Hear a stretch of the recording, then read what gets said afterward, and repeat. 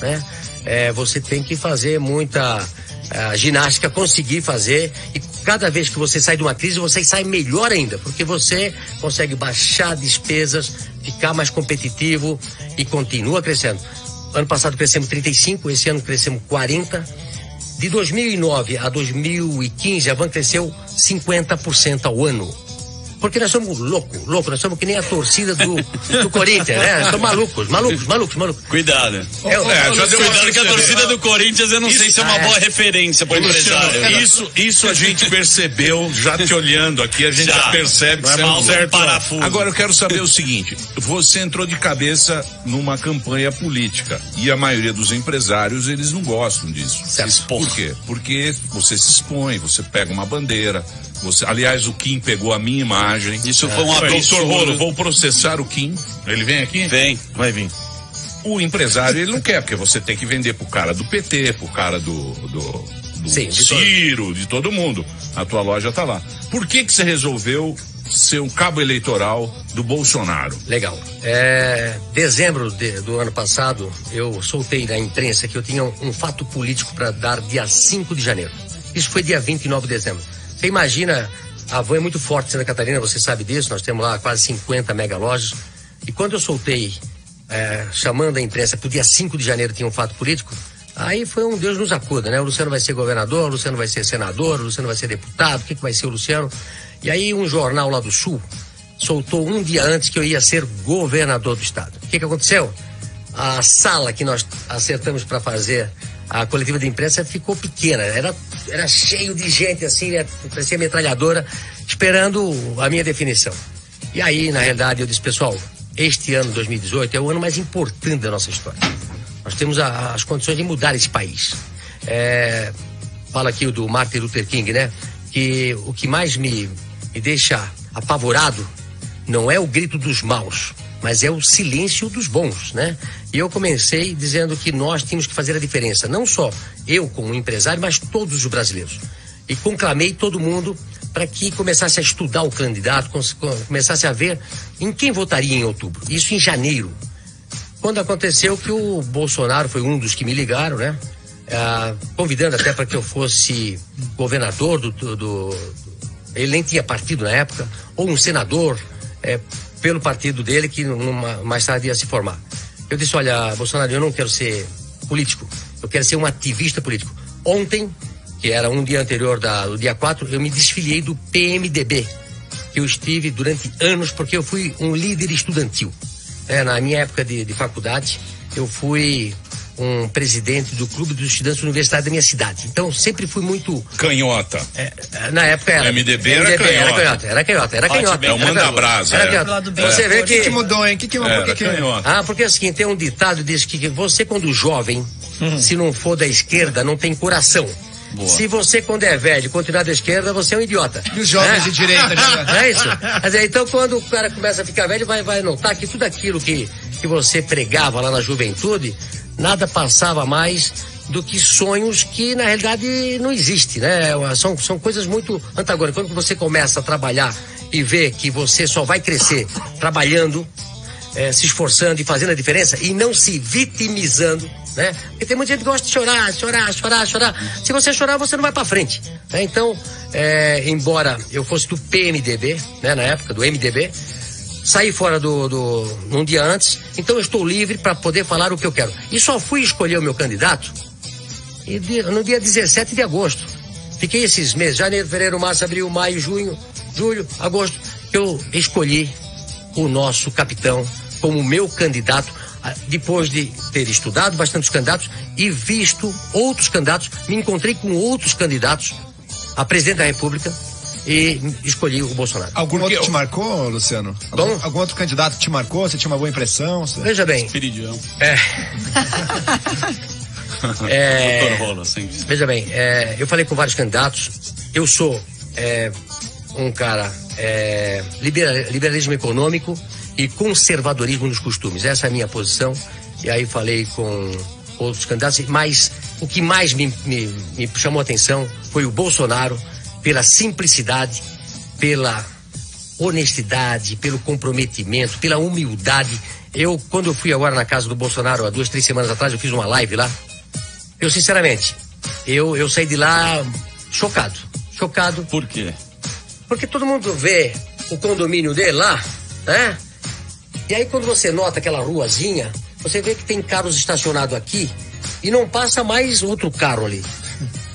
A rua é tão estreitinha que só passa um carro.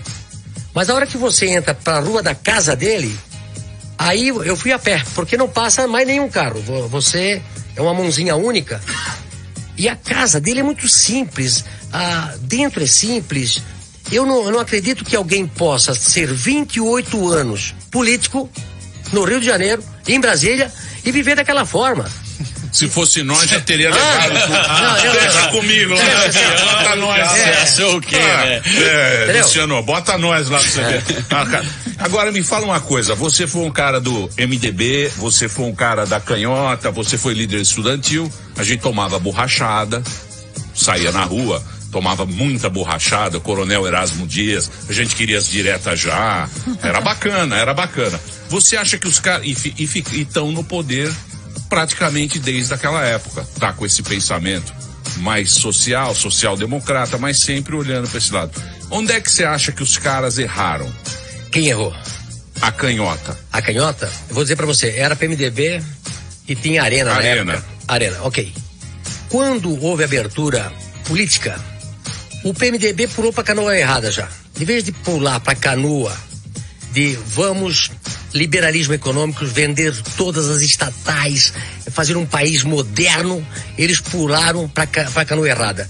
E a Arena pulou na época já para a canoa certa. Ou seja, quem sempre defendia o certo pulou para a canoa errada.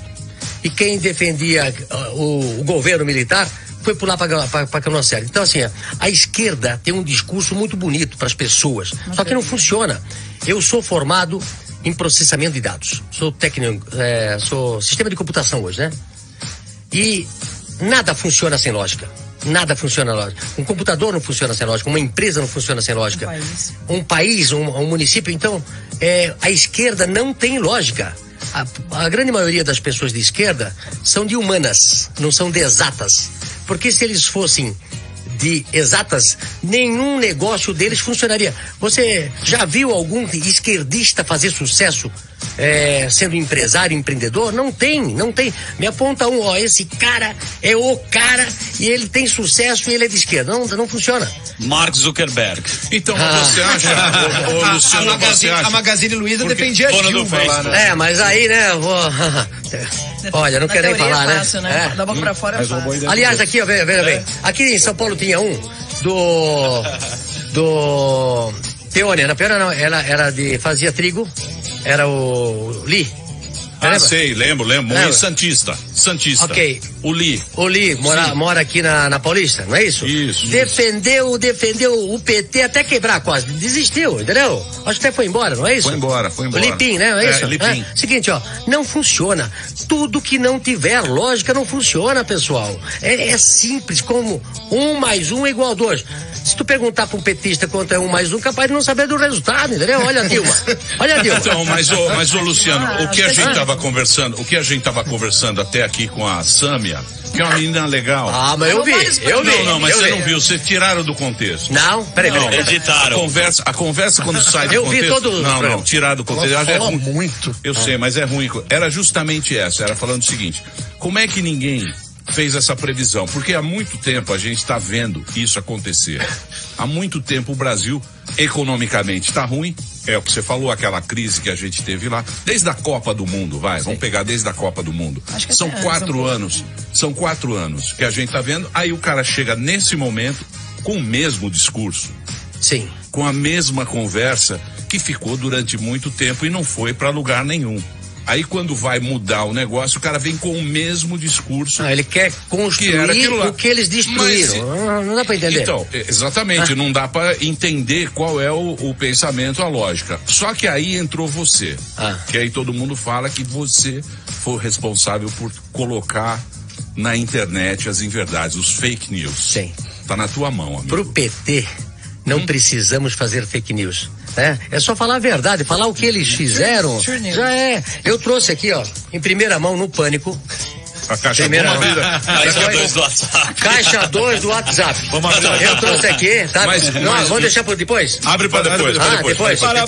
Mas doutor, o que ele está sendo acusado, o Luciano? Está sendo acusado de ter, enquanto pessoa jurídica, ter contratado disparos de WhatsApp para um número indeterminado de pessoas, que a legislação eleitoral, o que estabelece, Emílio? Primeiro, pessoa jurídica não pode entrar na campanha, não pode fazer doação, nem estimável em dinheiro, ou seja, não pode pagar por nenhum serviço para a campanha.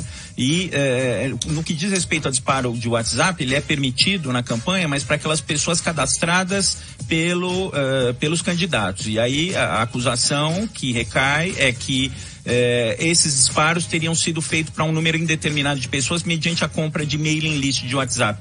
Coisa, aliás, que o WhatsApp já negou, né? Negou, veja bem. Olha, tem uma frase bíblica que o nosso candidato usa bastante, João 8,32. Conhecereis a verdade, né? E a verdade vos libertará. Nada melhor do que entrar. Eu sou polêmico pra cacete, entendeu? Eu adoro uma polêmica. O pessoal que mora na minha cidade sabe disso, Santa Catarina sabe disso, né? O Brasil agora sabe disso, eu adoro uma polêmica. Mas quando você entra numa polêmica e você tem a verdade do seu lado, não tem. Quando a Folha de São Paulo me ligou, a Joana, e não foi a Patrícia que fez a entrevista pra mim, à noite, ligou, Luciano, tem aí a gente tem fontes seguras que você impulsionou o WhatsApp. Eu disse, Joana, não é verdade. Eu não preciso isso. Nós temos um bom produto para vender, né? Quer dizer, o Bolsonaro, ele tem um bom produto. Eu como comerciante, quando você tem um produto bom, você não precisa botar lá na frente da porta. O Haddad tem que botar lá na frente da porta no manequim, promoção, e não vende. Não vende, tá? Sim. O Bolsonaro põe atrás da porta e o cliente não tem Bolsonaro aí pra vender, pra comprar, entendeu? É que nem a camisa do Bolsonaro hoje. Então, o Bolsonaro tem um bom produto. E aí eu disse, escuta, olha só o seguinte. O cara queria vender camisa do Bolsonaro R$18. Eu falei, você tá louco, bicho? Olha só o seguinte, o que aconteceu? Pagar a camisa do protesto da Paulista. Camiseta vagabunda. Eu tenho feito daqui uns meses pra cá, abro minhas lives às 5 horas da tarde, que é mais visto do que a Malhação da Globo. As minhas lives às 5 horas tá sendo mais vista do que a Malhação da Globo. Bem, tá? É verdade, é uma loucura. Chega a ter 3, 4, 5 milhões de pessoas vendo. Ao vivo já bateu 80 mil, 40 mil pessoas. Aliás, né, eu abro a minha live com 35 mil, o Haddad abre a dele com 500 pessoas, meu Deus, e ele é o candidato, eu não sou. Eu sou eleitor, né? Mas assim, ó. Mas você entrou na polêmica, né? Ok, mas veja bem o seguinte. Falei isso pra